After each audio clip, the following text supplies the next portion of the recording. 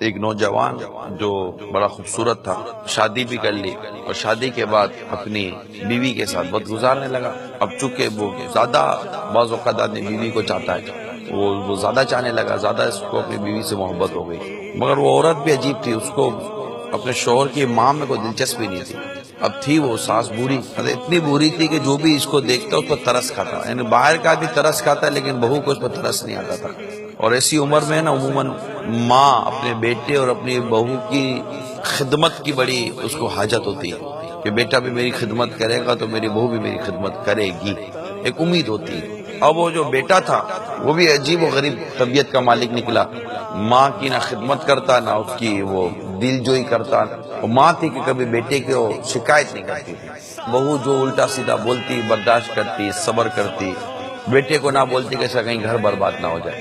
اب چند سال گزرنے کے بعد بہو کی نفرت بڑھتی گئی اور اس کا بڑھاپا بھی بڑھتا گیا، لیکن بیٹا میں ایک کوالٹی تھی کہ وہ ماں کو نفرت نہیں کرتا۔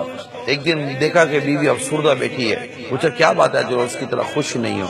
جواب دیا تمہاری بوڑھی ماں جو ہے نا، اس کے ہوتے ہوئے کیا کوئی اس گھر میں ایسی مذاق کرے گا، کیا خوش رہے گا؟ اب بہت ہو گیا، ہمارا اب ایک ساتھ رہنا مشکل ہے، اب یا تو اس گھر میں میں رہوں گی یا تمہاری ماں رہے گی۔